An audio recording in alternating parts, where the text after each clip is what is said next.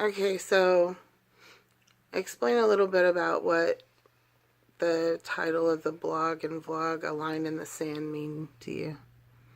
Um, well, it's just very. It's just this is the picture that I get in my head when I think about having to make a stand. It's like the old Greek warriors, the soldiers that just they drew their swords. They drew a line in the sand with their swords, and that was where they were going to be through the battle. There was no compromise. There was no giving up. Cancer doesn't get across that line, does it? Nothing does. Yeah, especially cancer. So, what do you hope that this experience, taping everything and writing everything, what do you think that, what do you hope, I guess, that it does for others? I don't know. I think people just, even it was just the other day that I was talking to somebody on the phone having to do with all of this, and it was for the scan. That's what it was. And when I mentioned cancer, it was just this wave of sort of despair and over their voice. I could just hear it in their voice. Oh, I'm so sorry. And when people first hear that they have cancer, I'm clearly remember thinking the exact same thing. It was just this wave of like, oh, this is it. We're done now. Mm-hmm. And but you're not done now. You're just having to go through something that a lot of people actually go through, but it's just this big fear that society and media have put that they've attached to cancer. It doesn't have to be like that. You shouldn't be afraid. Concerned, yes. When you first hear those words, you have cancer. It's it's overwhelming, but it's not something that can't be overcome. And So, I want people to know that they can overcome this. This is a battle that can be won physically, emotionally, mentally. and I think it's changed you spiritually. Changed you, yeah, changed me almost instantly. It took a long time for those changes to become permanent. Automatically, started. I knew what I wanted. The changes that in my life I wanted to make. I wanted to start or stop taking things for granted. I wanted to start actually living. I wanted the people in my life to remember me as somebody that was a good influence in their life. Was my legacy became how much I can help others, not how big a house or how many cars I had or a boat. Or it became more about giving back because I had taken so much already. I felt like that was part of the process of surviving. So, talk about your other cancers and when you had those.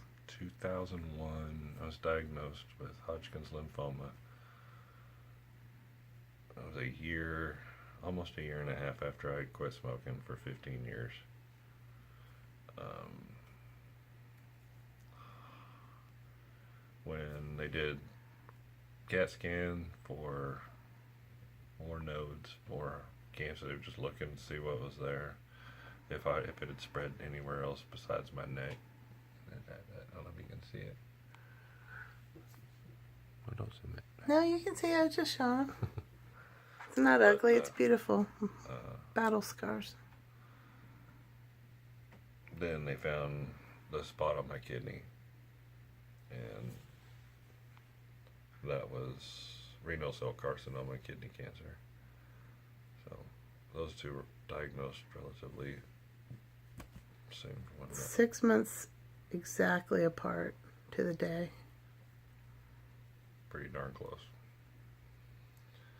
Chemotherapy, partial nephrectomy, they took part of my kidney out, and then radiation. That was in November of 2001.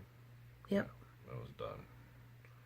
So within a year, got diagnosis and treatment over with. 2007, had a spot come up on my shoulder, and that was basal cell carcinoma, which is a very curable type of skin cancer. But I had that removed. I thought I was out of the woods. 10 years later, here we go again. So what's your biggest fear about having cancer this time? Being sick with ulcerative colitis on top of it. I'm afraid it's going to break me down a lot harder than it normally would. But Because the Volfox treatment has GI issues as part of the...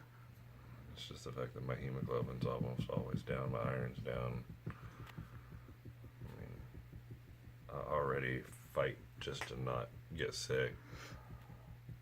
I have been for quite some time. Yeah. So with cancer, it's just going to knock you down, and that's it takes you down to that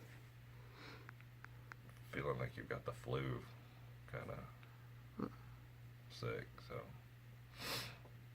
yeah, but I've not had this type of chemotherapy, so I'll have to wait and see what it does. Doesn't do any good worrying about it, that's for sure. So what would you say to somebody who is recently diagnosed with their first cancer, and the one piece of advice or words of wisdom, what would you tell, what one thing would be important to tell them?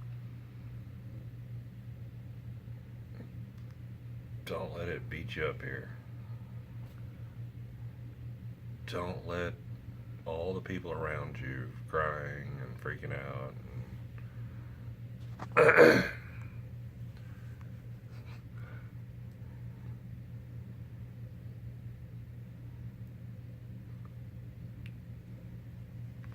it's kind of funny. It's kind of a role reversal thing I think I do, but I don't want to be the person that everybody is trying to hold up. I want to be the person that's holding up everybody. And even if that just means my attitude, my will to live,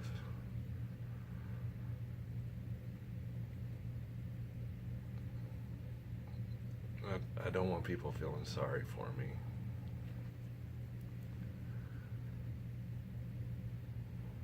And it's easy, I think, for people to fall into that.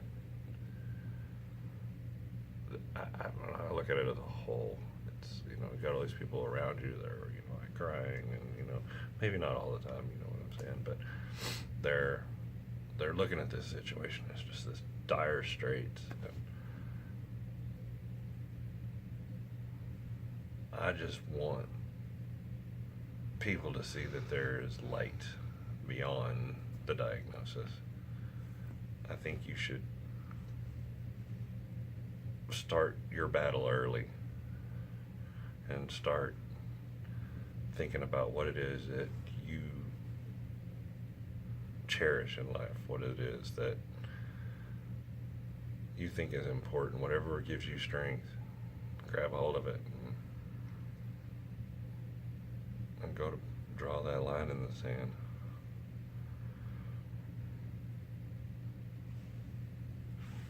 You're awesome.